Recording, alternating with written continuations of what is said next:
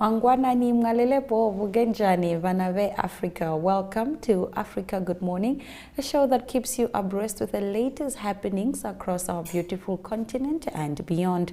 My name is Aina Raizakweyo alongside Diana Master. Mamukase. Tamuka mamukase. Tamuka. Okay, all is going well? All is well. It is a Friday and I mean we get to enjoy ourselves this weekend. But before we get on over and excited to enjoy the weekend, let's get into what you can expect in today's broadcast. Zimbabwean president tells supporters that the city of Harare will be lost if they don't re-elect him at this month's polls. Ethiopian government announces that major towns in the northern Amhara region had been liberated. And Ugandan President Yoweri Museveni accused the World Bank of pressuring his country to abandon its anti-homosexuality law. We'll also be crossing over to Zambia to speak to Mike Sachila as he updates us on all the news making headlines that side. Stick around, we'll be back with our top stories right after this break.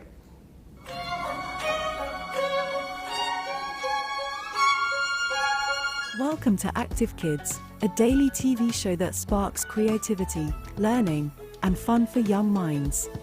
With exciting activities and lessons, Active Kids inspires curiosity and a love for learning. New face to the 15. The perfect mix of play and education. Don't miss out on the fun. Tune into Active Kids on NTV every weekday at 10 o'clock and let the adventure begin.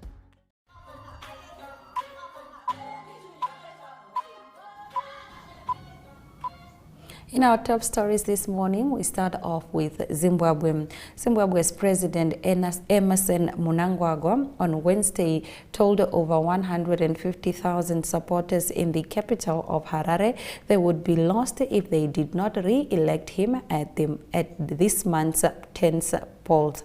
According to Africa News, the president said during the party's first major rally in the capital that no one will stop them from ruling the country.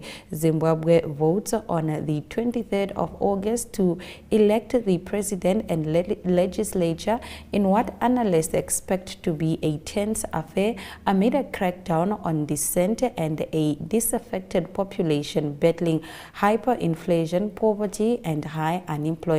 Suspicion over possible election irregularities are rife in the nation that has been ruled by the same party since independence in 1980 and has a long history of disputed votes. Moving over to Ethiopia, the Ethiopian government announced earlier this week that major towns in the northern Amhara region had been liberated after several days of deadly fighting between the federal army and local militias.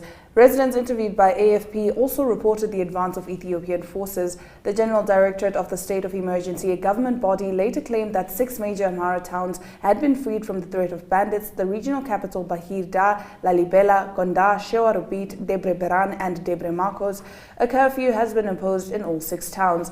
No official figures on the fighting have been released, but 2 doctors in Bahir Dar and Gondar reported that many civilians were killed or wounded. In our next story, Shange Damona Mungoba, a 2023 MWF, was placed at Jackson State University for Business and Entrepreneurship Professional Development. Her cohort was made up of fellows from 23 sub-Saharan African countries with 24 other fellows who collectively serve their communities in agribusiness, agri-processing, and food trade and food security initiatives. The 6-week training program was comprised of business and entrepreneurial training, relative business site visit, workshops, market stimulations, community service, and development projects around Mississippi. Now, Uganda President Yoweri Museveni on Wednesday accused the World Bank of pressuring his country to abandon its anti-homosexuality law. Ugandans will develop with or without loans, Mr. Museveni slammed on Twitter, renamed X after the World Bank suspended all new loans to Kampala because of an anti-homosexuality law enacted by the president on May 29th. He added that it is therefore regrettable that the World Bank and others are trying to pressure them to abandon their faith, culture, principles, principles and sovereignty using money. They don't need pressure from anyone to know how to solve the problems of our society, he said. He nevertheless added that Uganda will continue to discuss with the World Bank so that they and we can avoid going astray if possible, he was quoted as directly saying. Earlier in the day, the Ugandan government had also stated that it was continuing consultations with the financial institution. The latter announced on Tuesday that no new public financing for Uganda would be submitted to its board of directors as the anti-homosexuality law coming into force in the country in 2023 runs counter to its values. In our next story, at least 36 people have died after wildfires fanned by winds from a far-away hurricane devastated much of the resort city of Lahaina in Hawaii's Maui Island, the Maui County said in a statement late on Wednesday. Multiple neighborhoods were burnt to the ground as the western side of the island was nearly cut off, with only one highway open and thousands to evacuate as officials told of widespread devastation to Lahaina, its harbor and surrounding areas. Aerial images released by the office of the Lieutenant Governor Sylvie Luke earlier this Thursday morning showed that large palms of the smoke as well as flames rising from the ground on Wednesday afternoon. Some people fled into the ocean to escape the smoke and flames. That brings us to the end of our top stories, but don't go anywhere. After the break, we return with news from Zambia with Mike Sichula.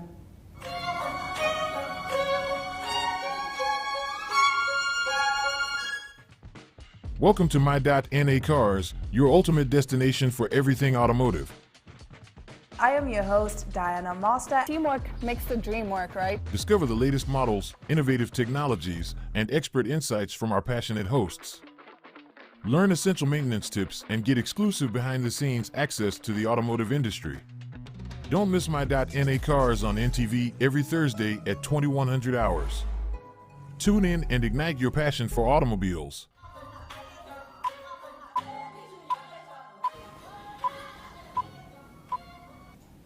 Now, a business with its headquarters in the United States has promised to invest $10 billion to build mineral refineries in Zambia. Here to give us the story and more is Mike Sichula. Good morning, Mr. Sichula. Africa, good morning. Thank you very much. Yes, indeed, like you rightly put it, a critical minerals refinery, a United States-based company, intends to invest over 10 billion United States dollars over a period of 3 years to develop minerals and rare earth mineral elements refineries in Zambia. The mineral refineries will be located in the multi-facility economic zone on the Copper Belt, Central and Northern provinces. So it will be established in 3 provinces of Zambia, and they'll concentrate on precious minerals, cobalt, and gold that is also being discovered in many parts of Zambia. So the government is pleased with this development because primarily they think this development is going to create jobs. Later on, it's going to increase Zambia's foreign exchange rate in terms of receiving monies. Then also, this project is one of those that aims to ensure that Zambia begins to export not only raw materials but refined mineral products.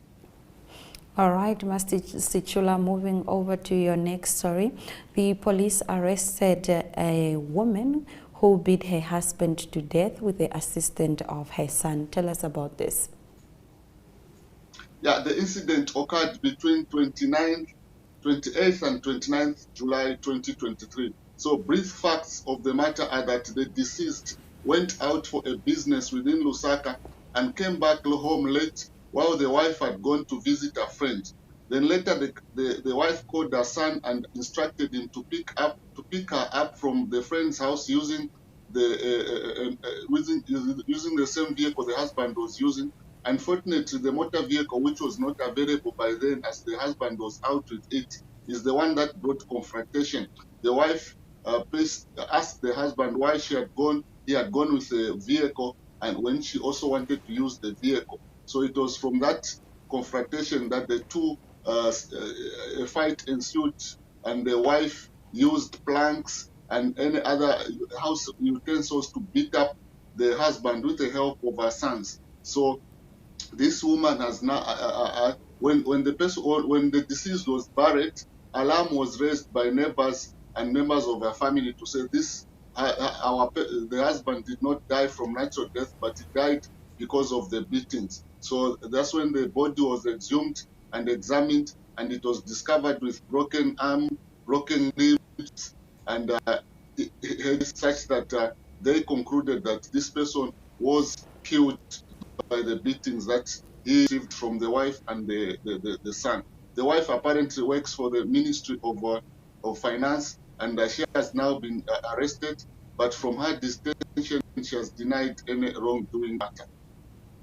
Wow, that is truly disturbing. And in a related incident, police in Lusaka have detained a 25-year-old man for the crime of inciting military members to rebel against the government. Yes, according to police spokesperson Ray Amonga, he has identified the suspect as Brighton Mwanza, whose social media name is Brighton Knox Mwanza.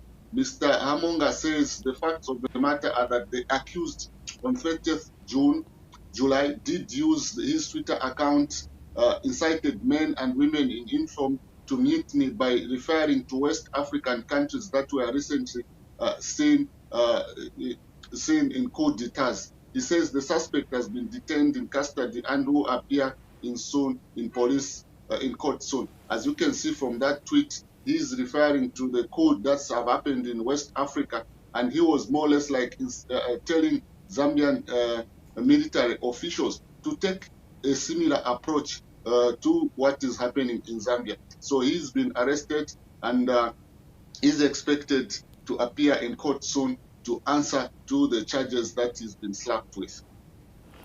All right, Master Sichula, finally in sport, Zambia under-13 chess team came second in World School Chess Tournament, which was held in Kazakhstan. Tell us about this.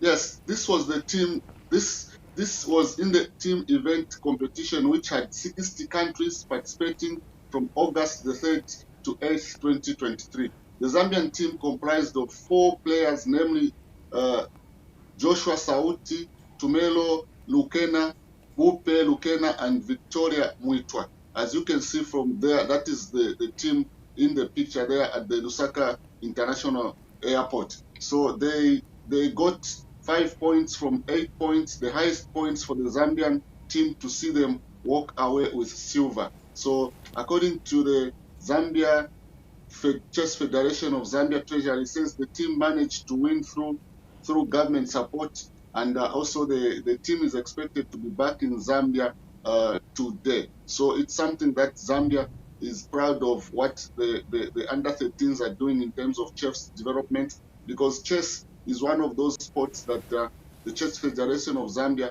wants to ensure that it is spread out throughout the country, because they believe it helps in critical thinking, and also it is a sport that can put Zambia on the world map. That is quite impressive indeed, and congratulations to the under-13s. Thank you so much, Mr. Sichula, for giving us an update on all the news making headlines that side. Thank you so much. Africa, good morning. Do have a blessed weekend. Thank you so much, Mr. Sichula. Now let's take a look at the weather predictions for Southern Africa, and we'll be right back after that.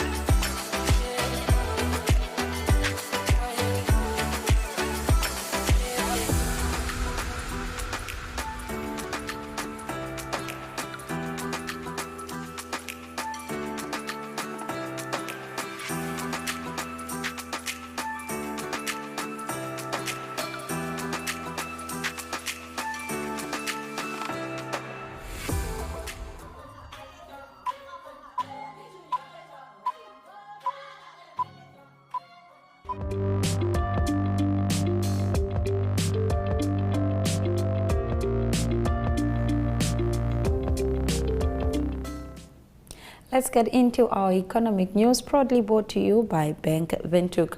Before delving into game development, Tutaleni Ilonga had been studying for 2 years to become a boilermaker and welder. He then made a choice to explore a potential business venture, which has now become an Edu-Game. Edu-Game targets game enthusiast students and corporations that wish to gamify their own products. Ilonga says the business exists to highlight game development in Namibia as a main focus, which makes them a pioneer in his industry in Namibia.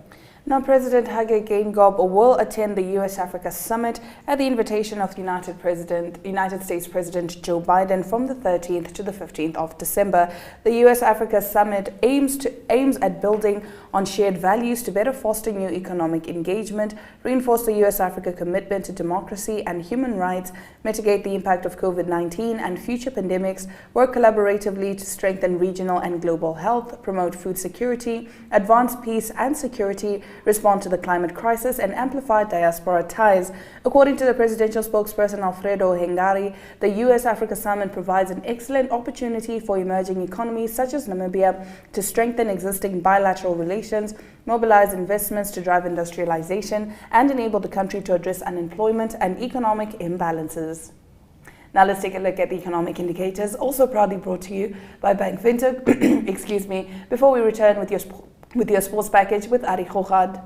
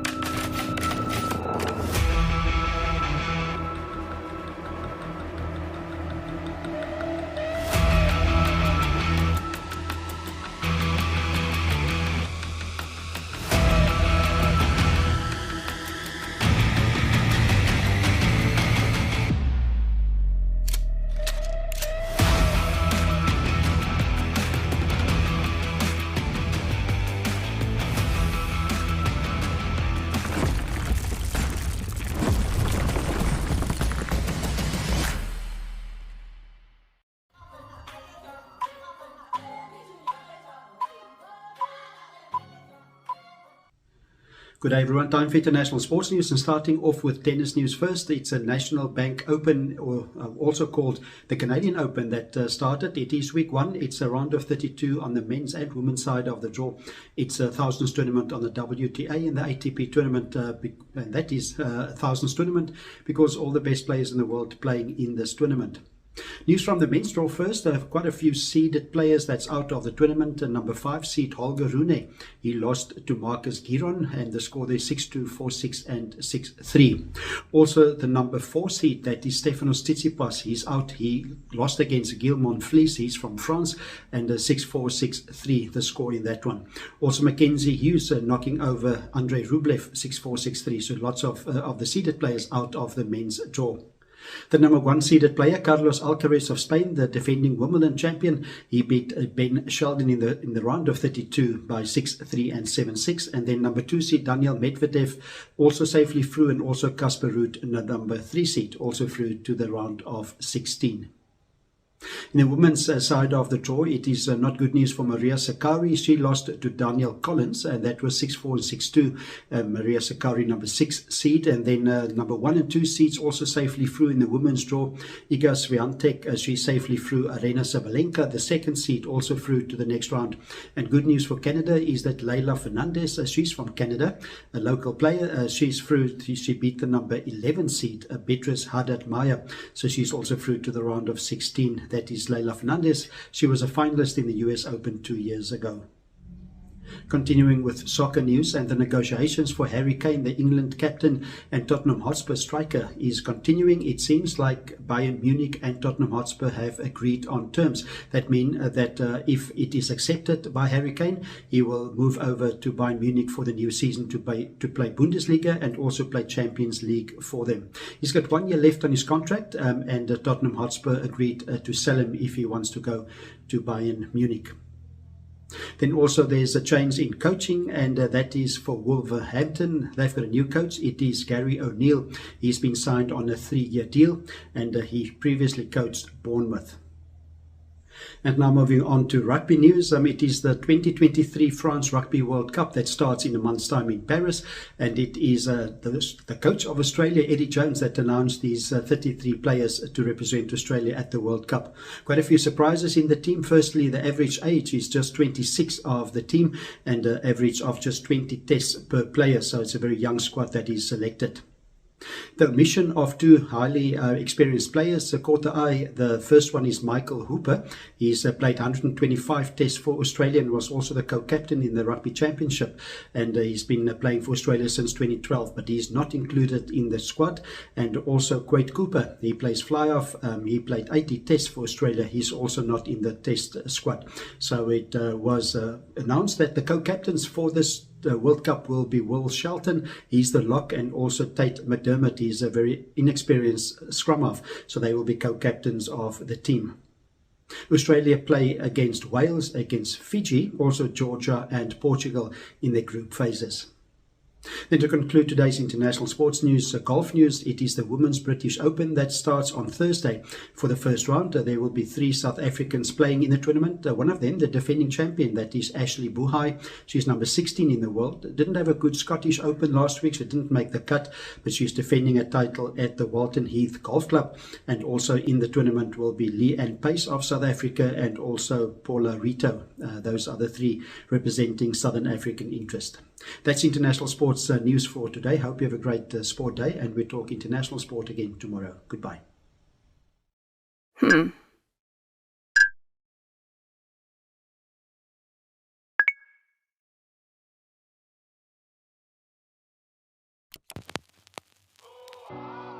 eTicket, your online ticket solution for events and event marketing, bringing you ease of mind and making sure that your event gets out there.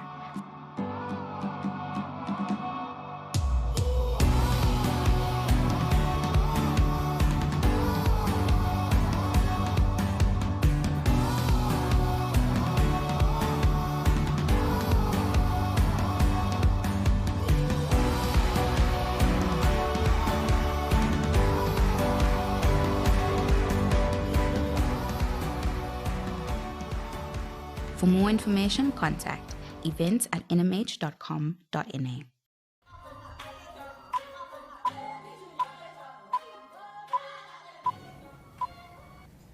You're still with Africa. Good morning. Now let's take a look at the highlights from earlier on in the broadcast, just in case you need a quick recap.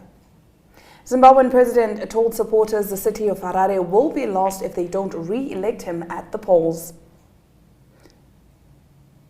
Ugandan President Yoweri Museveni on Wednesday accused the World Bank of pressuring his country to abandon its anti-homosexuality law.